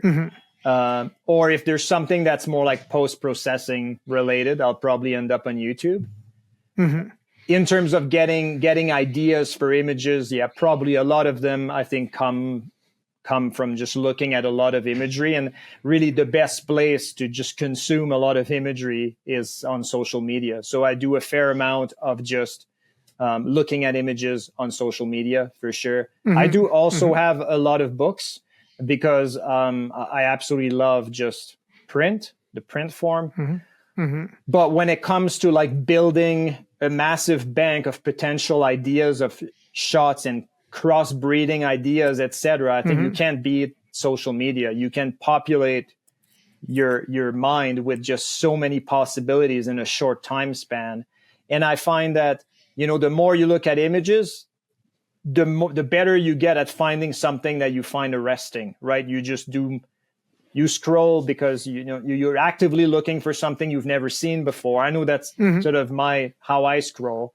I'll go look at what my friends and my fellow photographers create, and I'll keep tabs on what they're up to, etc. But otherwise, I feel like there's a lot of negative things being said about scrolling, but I find that scrolling is a great way to quickly just come up with, just kind of sort out what's arresting, what's new that I've never seen before. I do some scrolling, and then I just pause, and when I find something that I feel like catches my eye, I'll just kind of deconstruct it and just try to think about what does it make me feel a certain way, what stopped me in my tracks with this image, and I won't think about, okay, how do I integrate that in my future work? It's more about, I find that just the exercise of purposely deconstructing images eventually may or may not pop up a year or 2 years down the road, I think, in our own work as photographers. So I think it's just kind of building our bank of ideas through that regular consumption of images. Well, even I find like even it's situational. You come across something and you run into something and you find yourself going a bit of a different direction somewhere you may not have. And I mean, I just keep looking at the image behind you on the wall there. I believe that's the front cover of your book, Aloft, correct? Yeah. That image, yeah. And I don't know if you want to touch on that a little bit about the fact that I believe you were rescued by a helicopter. I don't know if you were injured or somebody else was injured, and then it kind of led to an aerial photography interest? It's almost situational in that aspect too, I suppose, right? Yeah, that's a good point. Yeah, I was, I'd never really seen the Rockies from an aerial perspective other than just, a flight from Calgary to Vancouver where everything's quite distant. So I'd never really seen them from an aerial perspective until I was part of, a rescue operation where a friend broke his foot on Castle Mountain and we got evacuated. And I tell the story in the book in the introduction where, of course, the bulk of my thoughts were with my friends there and how, what's going to happen next. But I was really taken by, within seconds, the mountain looked completely different, even though it's a mountain I felt I was very, very well acquainted with. I'd seen from lots of different angles, and I'd shot for years and years from different angles, different seasons, etc. And suddenly from like 300-400 meters up, it was just so different. And and then I just I think I just kind of became aware of just the very unique perspective that aerial photography can give you. And then after that, I did a lot of aerial work for clients here in the park. So half the book came out of those shoots where I was shooting for Banff Park, Banff Lake Louise Tourism, Fairmont, whatever. And so I already had all those images. And then I did some aerials for Lake O'Hara and some aerials for Robson Park and Assiniboine. So just through work, I ended up with I was like, oh, holy smokes. Geographically, I've got at least half a book of aerials here.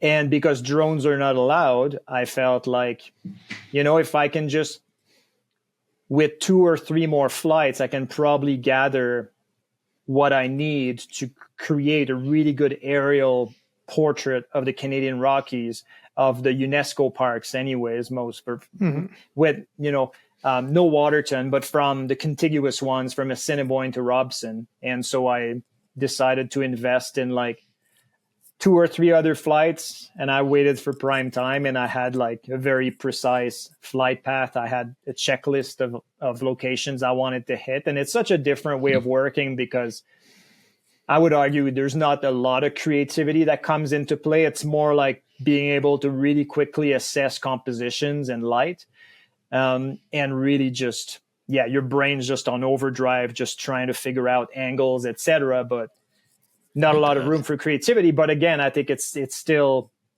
something that's transferable to other parts of, it's still very helpful to be able to just quickly gauge a composition from here versus what it looks like from 5 meters over. And so, so it was really good exercise in photography nonetheless. And it was, there's not a lot of types of photography I can think of that can match, the thrill of just dangling off, having doors off and and then for me, it was just looking at all those places that I visited from the ground, and just so that having that extra layer of attachment to those places was just, just that whole other layer of to the experience for me. So that was really special. And then to end up with a cohesive body of work in print that you can present to the world, it was really rewarding experience for sure.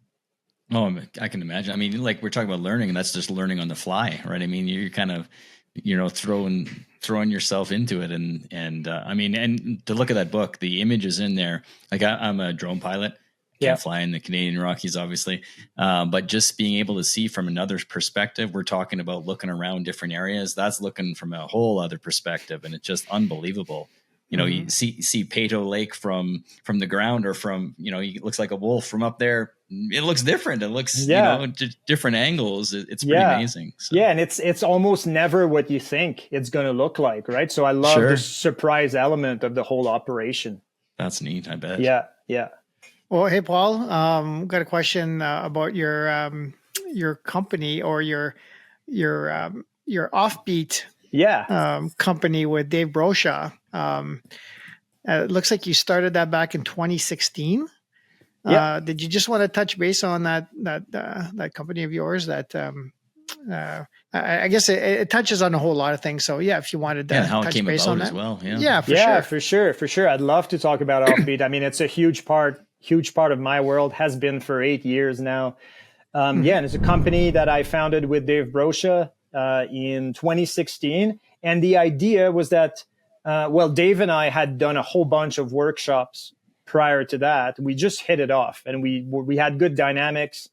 And it was getting kind of awkward to be like, this is a Paul Zizka, Dave Brosha co-production. It just made a lot of sense to kind of just start a new business and brand it differently, where we would still we still to this day run both our own events separately.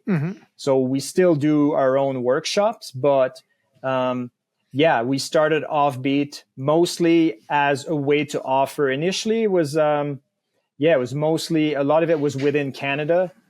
And then now we have what I feel is a pretty robust, like, domestic program as well as an international program. So the idea is to really just get facilitate people rekindling with their creativity and rekindling their passion for nature in general. I think we've both felt like whenever someone would just say they're not creative, we both felt like, I feel like there's something that we need to do here. There's something that we have a role to play here. Or whenever, we felt, I think that people, as a whole, a lot of people had become very urbanized, because it's just where people live now. And people have become a bit tentative about being out in nature and this and that. And like going and spending time, like, on the beach at night, or going to close to a glacier, etc. We felt like people were far removed from those types of experiences. So we decided to start the company to just help facilitate those types of experiences. And Dave and I eventually things went, other than a pandemic, where it was obviously very challenging for any kind of travel oriented business. Offbeat is just, grown in a beautiful way, and in such a way that there was enough demand that Dave and I couldn't meet the demand anymore, because we both had young families and we both had our businesses outside of Offbeat. And so we went out and got some help from a variety of different sources. And so we've got an amazing crew of Canada-based photographers that help run trips both domestically and internationally. Christopher Andres has come on board as another co-owner now, so there's 3 of us. And Chris is leading the domestic program, and so we've started to run a lot more events on Canadian soil. And we're just blown away by the response, and we feel so fortunate to be able to work with such amazing people. They happen to be really good photographers, all of them. But Dave and I always sort of brought people on board because we thought they were just plain amazing people, just good hearts. Awesome. Yeah. Selfless folks. And those are the people we try to surround ourselves with. And I think that, people, we have a really good return rate. And I think a lot of the reason is those are the kinds of people that others like to surround themselves with. And yes, they learn photography and they create amazing memories out there and all that. But I'm sure you guys will relate. When I started teaching, I thought that everybody who would sign up were people who wanted to know about shutter speed and ISO and aperture. And I realized that there's so many reasons that people join photo workshops and photo tours, right? And so, and one of the reasons is sometimes people just want to hang out with you. I think because they like your approach to photography and life, and or they wouldn't feel safe, say, going to a place on their own. They feel secure knowing that you put the logistics together. Or for some people, photography is a social thing. They barely ever shoot on their own, but they shoot if they know they'll be committed to shooting if there's people around. Other people yeah. shoot because they meet amazing, like-minded people on those trips. And I'm sure you guys have seen the same thing. There's friendships Very born true. of those trips that just last well after the events, right? So it's been really fascinating just to see people sign up for those events for lots of different reasons. And it's been just, incredibly rewarding. And we're excited to just be working on lots of new trips. And it's Dave's been just, I mean, it's just, I mean, we have an amazing friendship and an amazing relationship on the business front as well, which I'm very thankful that we can have both, because it can get tricky sometimes, of course.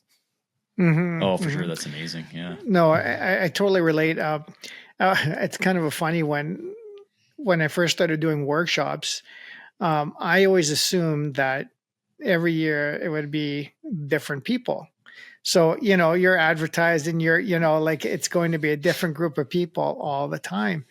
And I was surprised when the following year, half the workshop was people from the previous year. And I actually reached out and said, you understand, like we're going to the same place, it's whatever, Waterton workshop, and we'll be doing a lot of the same things. And, I'm thinking like, well, they went to one, they must know everything already. So why are they coming again? And it was just very naive of me to think that way, when in fact it was just, like you said, the camaraderie, the friendships, the fact that, nothing is actually the same ever, as far as light and animals and landscapes and stuff like that and everything else. So I can see why your workshops are so successful and you have repeat customers, right? Like you have clients that come back because it's not just learning how to shoot the camera. It's the entire experience. It's everything.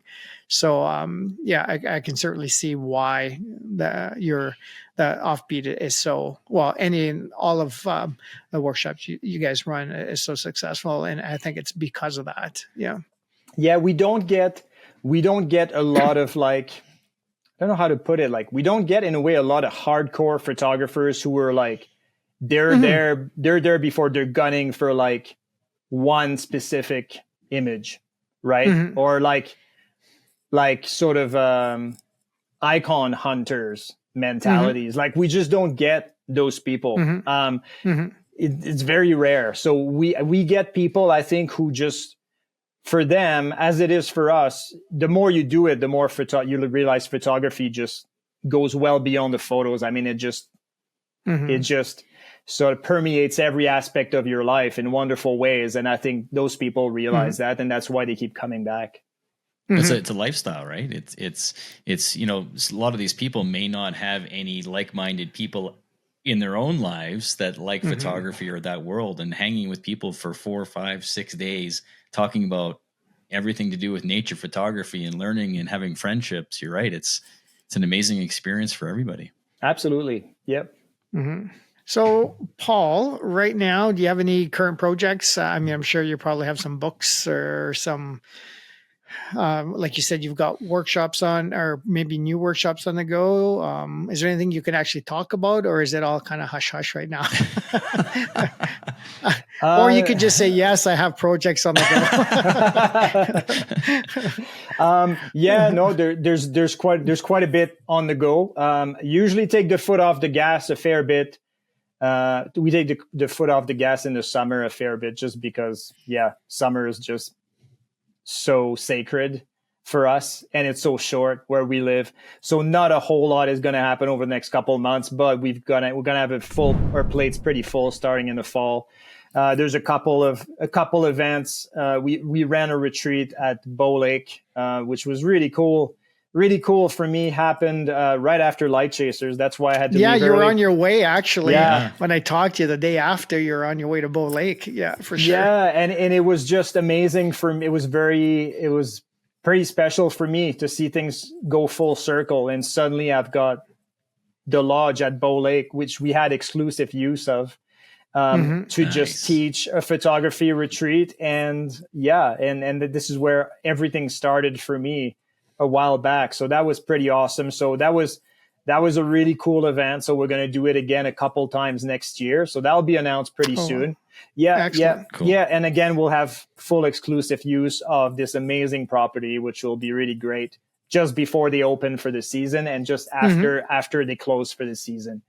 Otherwise, what else? I've got trip to Madagascar that I'm going to scout out in December. So that'll be a landscape wildlife thing. I'm sure as you guys are in the wildlife realm, I'm sure you're aware of the place. I mean, it's got a lot of bizarre animals that don't, that are not found anywhere on Earth. And so I'm going to scout it out in December and then go back with a small group in December 2025.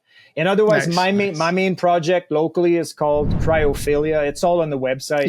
I've seen that. Yeah. So it's an effort to document vanishing ice and the landscapes that are left, the landforms that are left behind when ice vanishes. The new lakes, eventually we'll have new forests. So it's sort of the end of something, the beginning of something else. But those changes are happening really, really quickly here. And so I really want to, I'm trying to just devote a lot of time to just hanging out with the local glaciers this summer. So the next couple months will be all about spending time up high and close to ice and lots of family time as well. Yeah, you bet. Nice. Yeah, for sure. Yeah. That's why we got you on the podcast now, because I knew come fall, wouldn't talk to you till next summer. So that was one of those things to get you on as Busy quickly as you times, could, right? right? So. No, but I'm just I'm so glad it worked out. It's such a joy talking to you guys.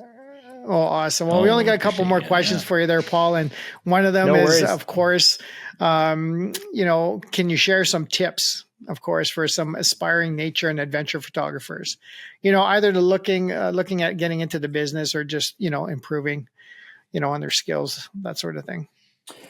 Yeah, I would say, and I'll go back to some things that I said earlier a little bit here, but for sure, just surrounding yourself with good, dedicated, keen folks, I think makes a huge difference.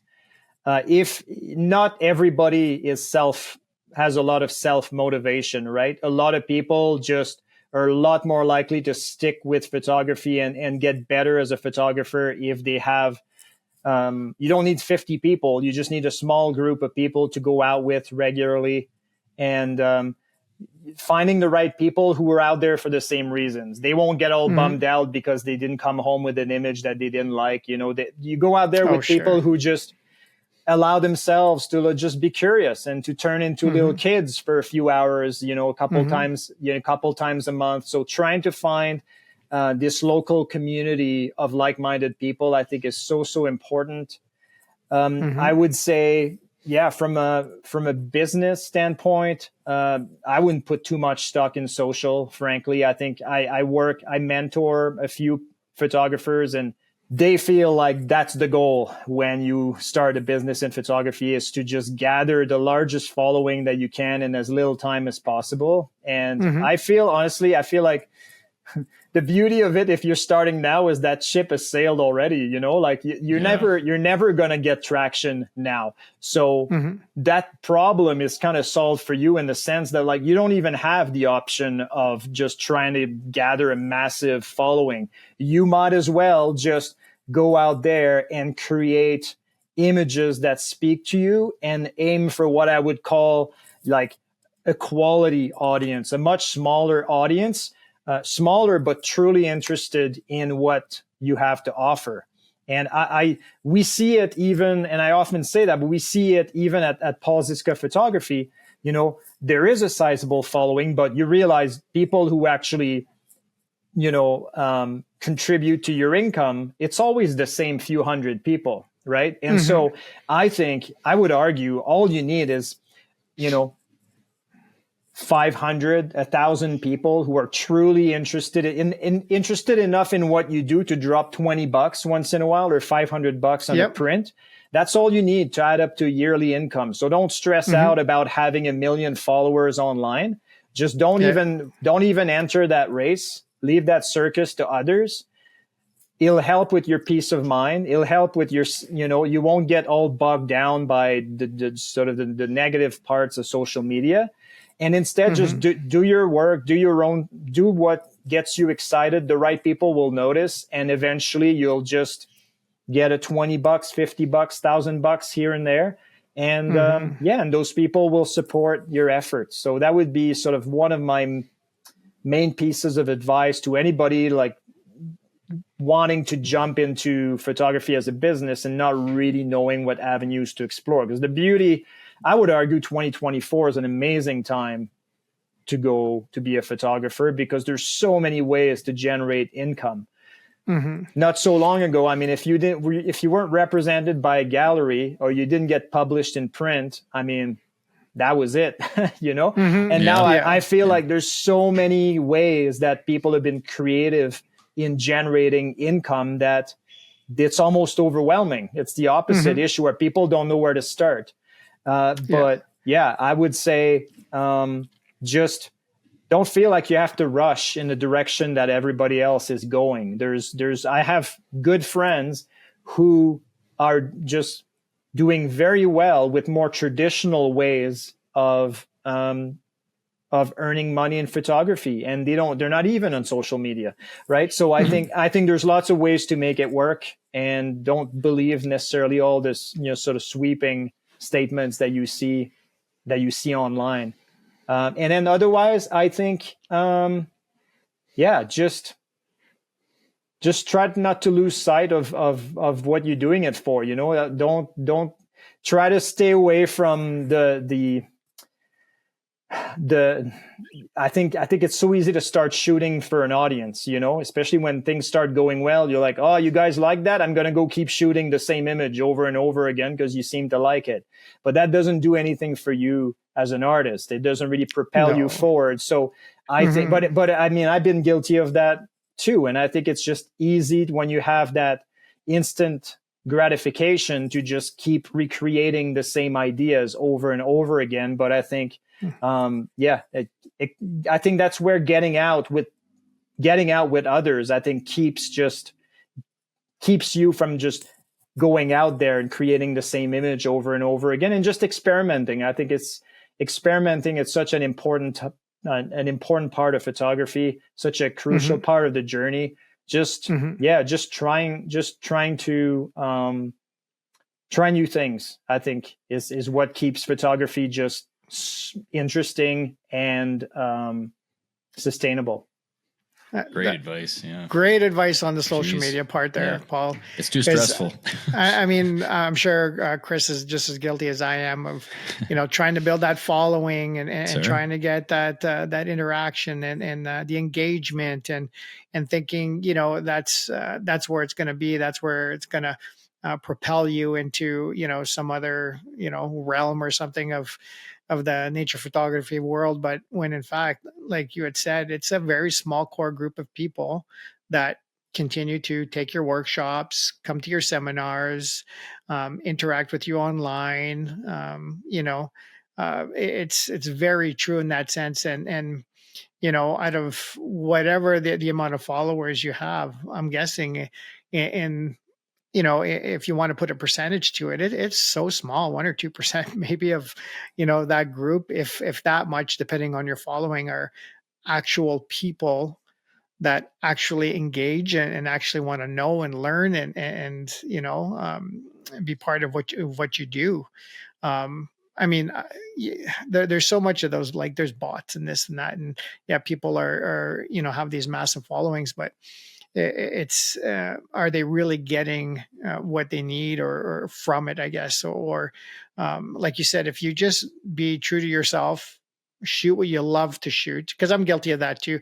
Oh my God, I got this many likes on this photo of a grizzly bear and a cub. Well, that's all I'm going to post because I'm going to get all these likes, when in fact I got something as simple as a magpie that was backlit by the sun and the iridescence is coming through, but I'm going to get half the likes. Like I think everybody at some point has gotten is guilty of that, because early on in social media, that's what it was all about, right?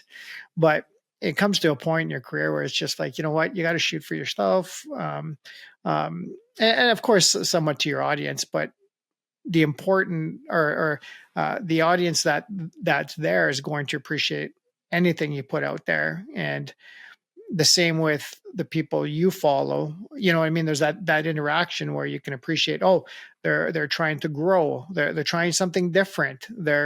It's, oh, there's a different subject. This guy's known for bears and elk. Well, why is he shooting, a bluebird, oh, he's trying to expand into, something else. And I mean, it'd be the same thing with nature photography and mountains, somebody's known for mountain scenes, and all of a sudden he's doing, streams and waterfalls with, like you said, adding the human element or this, like something totally different.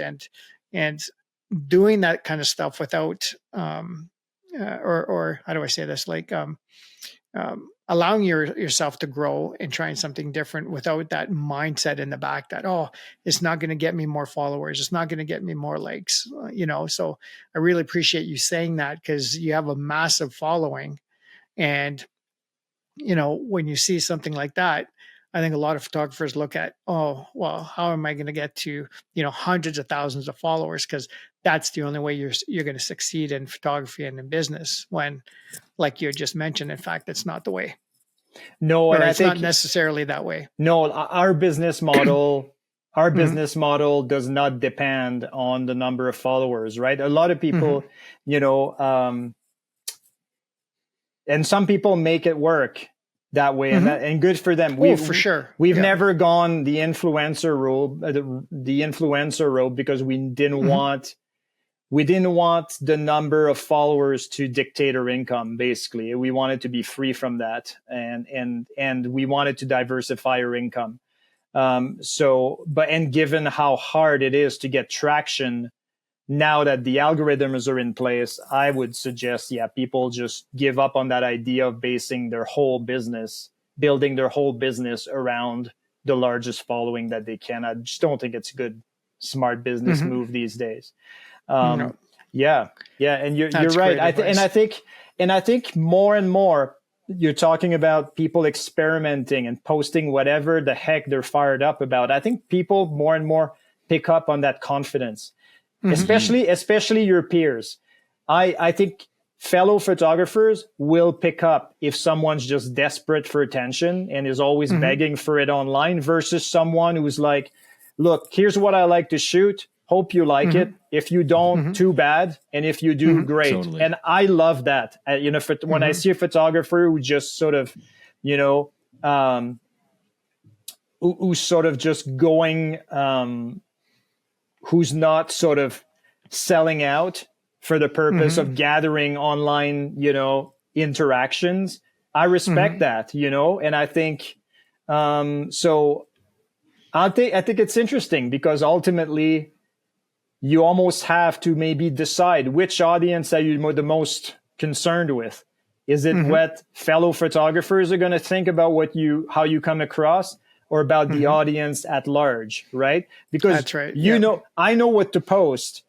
You know what to post if you want not to like discredit how much, I know that even non-photographers can appreciate good imagery, but there's a lot of people out there that I would say the audience at large is more likely to eat up a fiery sunrise shot whereas you'll have your peers, once you've posted 10 of those in a row, they'll kind of start rolling their eyes and they'll be like, look at Zizka. He's just trying to rack up the likes, right? Like he's just sounding a little desperate, right? So whereas, but I think the more that you shoot, the more that like, I don't know, I pay more attention to what guys like you think. I still cool if someone from the other side of the planet hits like and moves on and I made their day a little bit better. But it's really cool when your peers look at your work and they're like, right on, that's cool, good effort, even if it didn't work out. I think that's sure. And sometimes I think you just can't have it all. You just can't please everyone, and that's just that's just and that's just the world of photography today, where you can put your photos in front of a lot of people at once. No photo is ever going to be a hit with absolutely everyone. And I think you have to make peace with that. Yeah, absolutely. I seem to say that every podcast. I mean, people are going to love what you do. Some people are going to hate what you do. As long as you're happy with what you do and you're driving forward, making yourself happy. Yes, you have to keep an eye on audiences for business wise or whatever. But as long as you're doing happy, your photography is just going to get better and better. You'll be more passionate about that. There's too many stresses in the world, especially through social media. You see all this stuff, just put that aside and just focus on yourself and your own mental health, and don't worry about what everybody else says. And yes, you still look at social media and see how you can improve and different ideas and all that. But, for me, I've just tried to get my head out of that world and just try to enjoy what I'm doing. It helps you enjoy it more, I find, and just focus on, I mean, there's been so many times over the years, like, I can't post that bear. Oh my God, it looks, that's, people are going to look at that and go, but you know what? Just post the thing. Just be happy with what you're doing, as long as you're happy. Right. So yeah, exactly. And I think exactly. Own it. And I think there's different levels of feedback, right? Like if Dave Brocha provides feedback on my image, I will consider it differently than, say, someone I don't know who lives on the other side of the planet. Totally. Right. So I think, I don't think all feedback is equal that way. So I don't think there's not a lot of feedback that's worth getting all worked up about. No, that's right. No. And critique one thing with your peers or whatever, asking for it or being in that, at a workshop or light chasers, that critique, that's amazing. That's a huge learning experience. It's not the amount of clicks you've got on an image on social media, I guess, right? Yeah. So. Yeah, exactly. Exactly. Yeah. Awesome. Well, Paul, any last words or thoughts you'd like to share before we wrap things up here? Wow. We covered a wide range of, of topics.